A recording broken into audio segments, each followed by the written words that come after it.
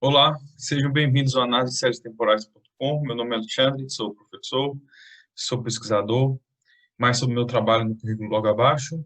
E todo o material do curso também disponível no nosso site análise-temporais.com. Aula, dados e planilhas também para realizar diversos cálculos, como este aqui. A aula de hoje é sobre correlograma ou função de autocorrelação. Nós já vimos e já disponibilizamos as planilhas de como calcular o correlograma, ou a função de autocorrelação, por dois métodos. O método gráfico de dispersão e o método que a gente chama de plugin. Tá? Então, está disponível e vocês já devem estar calculando essa função de autocorrelação que eu estou apresentando para vocês por meio os dados originais da velocidade do vento, né, medido na estação do INEMET em Salvador. Né, a gente fez uma decomposição de segunda ordem para calcular depois o correlograma, tá bom? Para garantir que nós estamos trabalhando com a série estacionária, tá? Então, a partir de agora, nós vamos ver algumas características interessantes do correlograma, tá? E como avaliar os seus resultados. Esse vai ser não só a aula de hoje, mas também as próximas aulas a gente vai tratar exatamente sobre isso.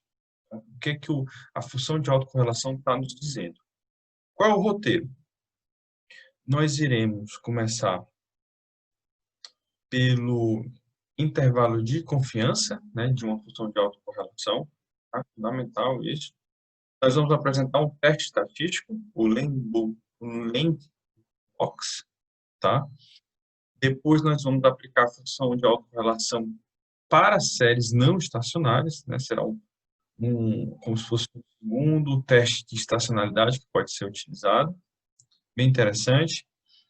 Em seguida, nós iremos avaliar a presença de dados anormais, extremamente extremos, né?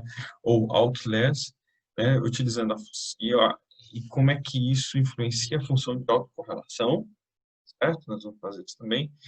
E, por último, nós vamos apresentar um efeito bem interessante, que é interessante saber, né? Existe esse efeito, que é o efeito de compensação, tá? Que está presente em toda a função de autocorrelação. Importantíssimo de saber, antes de qualquer utilização da mesma, tá?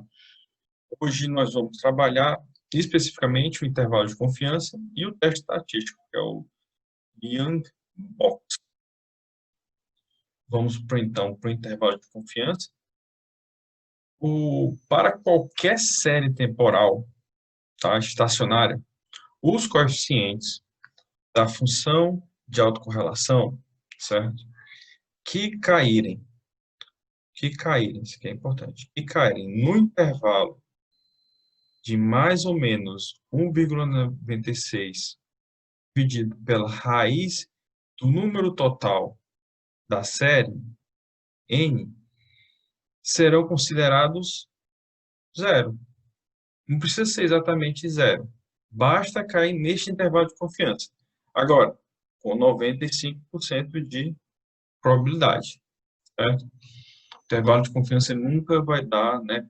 Na verdade, não só intervalo, todas as coisas que a gente fala é sempre em termos probabilísticos, certo? Não é determinísticos. Tem 95% de probabilidade.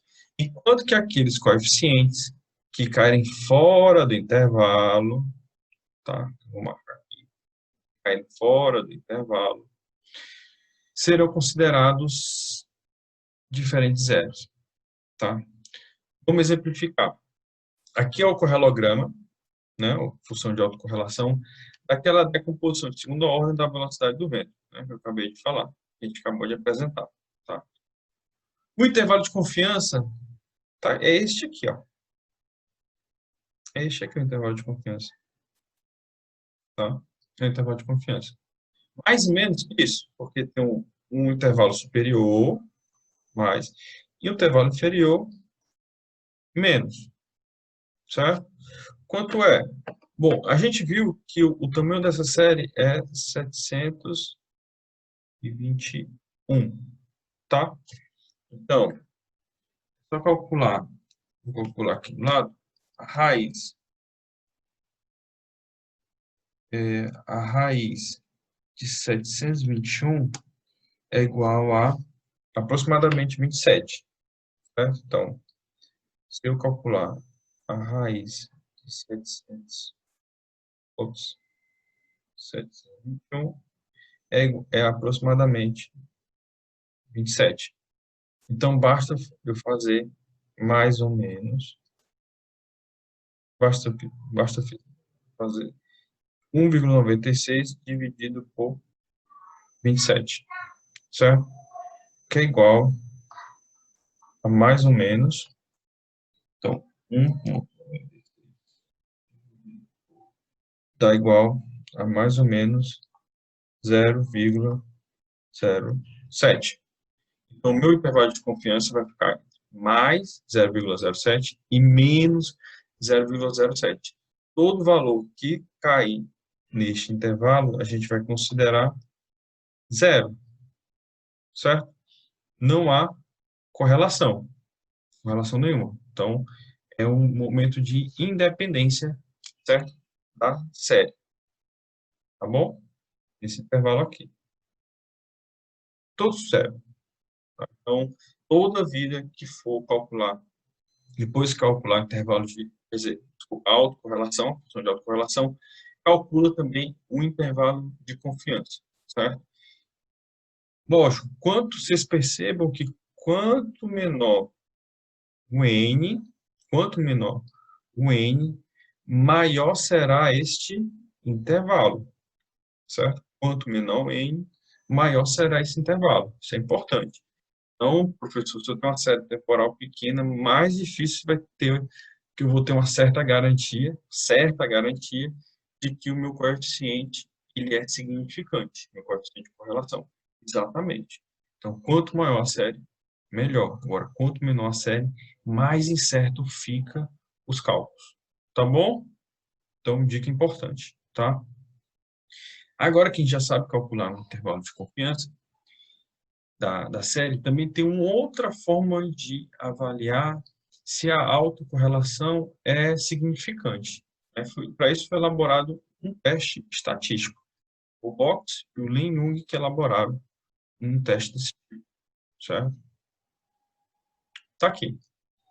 Esse teste avalia se existe autocorrelação significante, certo? Na série temporal. Se não houver autocorrelação significante, pronto. Fim da análise, terminou a análise. Tá? É independente e eu não posso usar essa correlação para fazer previsão. Tá bom? Então, não dá para fazer. É insignificante. No caso, eu quero saber se há significância na autocorrelação. O teste estatístico ele é matematicamente escrito dessa forma. Aqui, tá? Primeiro, tem um fator que é de acordo com o comprimento da série temporal, certo? O N aqui. Depois eu tenho um somatório, tá? Que relaciona o coeficiente de correlação em H, aqui, potência 2, né, ao quadrado, dividido por o número N, na verdade esse N aqui, pessoal, desculpa, é maiúsculo, tá? Não vamos nos enganar, é um N maiúsculo aqui. Vou corrigir aqui, é um N maiúsculo. Menos H, certo? E K, que K é esse, professor? É o intervalo máximo que o teste é realizado. O K, ele geralmente é 1, 3, 5, 10 e 20. Como assim? Eu aplico o teste para, por exemplo, os 3 primeiros valores do coeficiente, dos coeficientes da função de autocorrelação. Ou os 5 primeiros, ou os 10 primeiros, ou os 20 primeiros. Só isso, professor? Porque a gente tem que olhar primeiro, somente para os primeiros valores da função de autocorrelação. Depois começa a ter, podem ter problemas, podem ter artefatos. Certo? Que a gente já viu um pouco sobre isso na aula sobre o método plugin, né? A gente vai vamos voltar a ao conhecimento desses artefatos depois, certo? Mas é importante que esse K não seja muito grande, porque pode apontar, tem autocorrelação significante, por exemplo, com K igual a 50, Só que de 20 a 50, nesse intervalo, eu posso ter algum artefato. Ou seja, não é realmente um coeficiente de correlação confiável para a gente fazer previsão. É uma produção, vamos dizer assim, matemática, tá? Que tem que ocorrer, foi forçado. Aquilo não serve para previsão. Então, a gente não pode fazer isso de forma alguma para intervalos muito grandes. Tem que ser intervalos curtos, tá bom? Isso vai ficar mais claro depois. Por enquanto, aceita que esse K não pode ser muito grande, tá?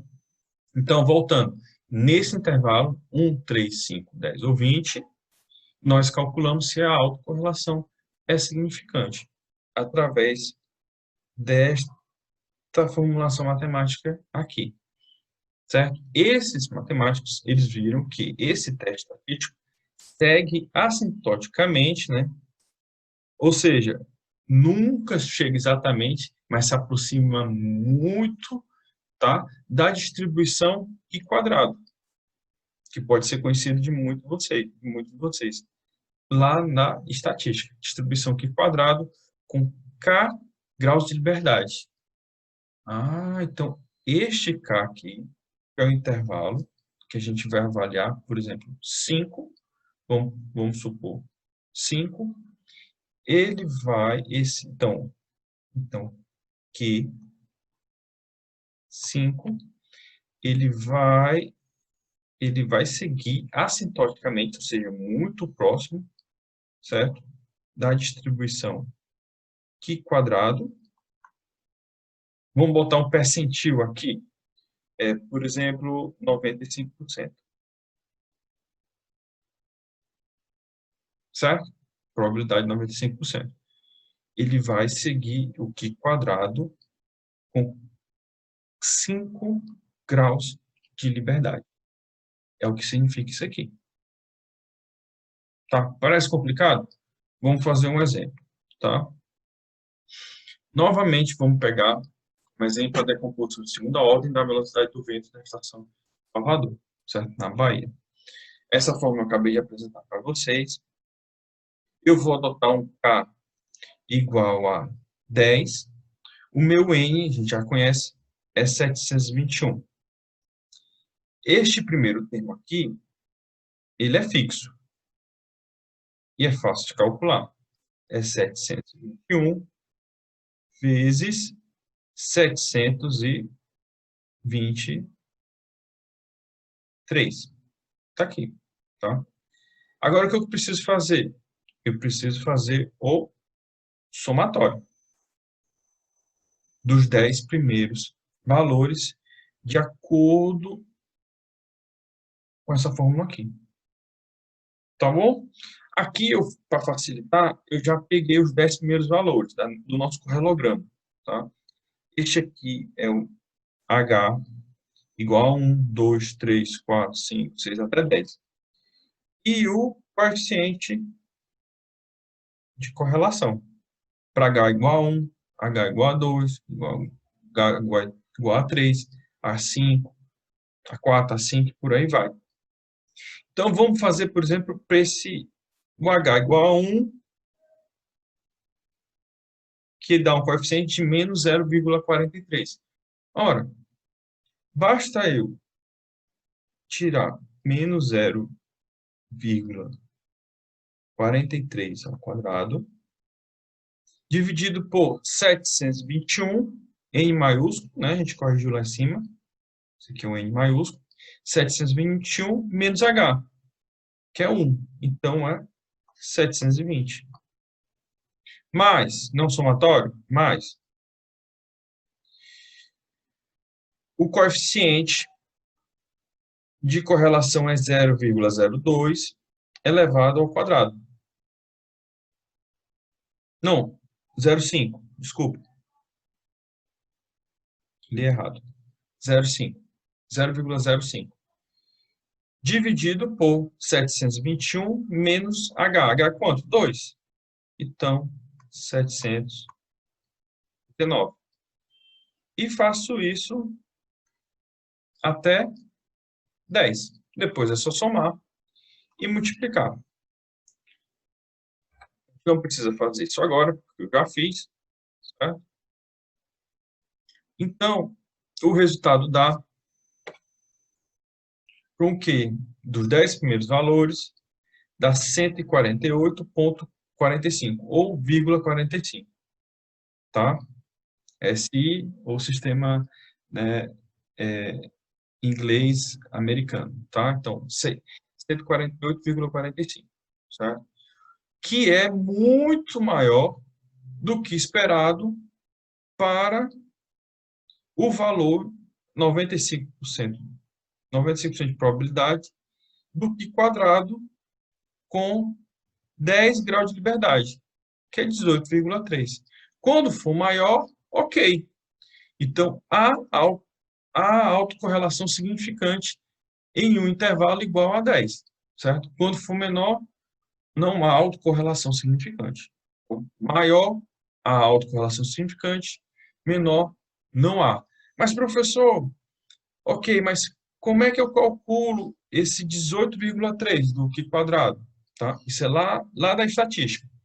Tem tabelas, certo, disponíveis para isso. Então, esse aqui é o valor, certo, percentil, que é o que, no nosso caso, é este aqui, certo, que é o Q quadrado 0,95. Quantos graus de liberdade? 10 graus de liberdade, certo? Então, essa aqui é a nossa coluna. É só seguir aqui e termina aqui. Foi daí de onde eu tirei o 18,3, certo? Bom, o que acontece é que muitas linguagens e muitas aplicações têm esse teste disponível. Aqui eu estou abrindo a caixa preta para vocês, mostrando como é que ele funciona. Também é possível você aplicar todas essas operações aqui, que eu mostrei, no Excel, certo? Eu posso apresentar uma aula mostrando só esse teste no Excel, certo? Que não é complicado de se operar nele, tá bom? Mostra tanto o intervalo de confiança como o Young Box Test também no Excel, tá? A gente pode fazer isso. Então, pessoal, a aula de hoje foi para mostrar o que nos espera do correlograma nas próximas aulas, né, ou função de autocorrelação, e também apresentar como calcula o intervalo de confiança, que tem que ser feito imediatamente depois de calcular a função de autocorrelação, e também uma outra forma é calcular, num determinado intervalo, o teste estatístico, que foi apresentado aqui, para ver se há autocorrelação significante, certo? Atingimos os nossos objetivos da aula de hoje e nós nos vemos na próxima aula. Até mais.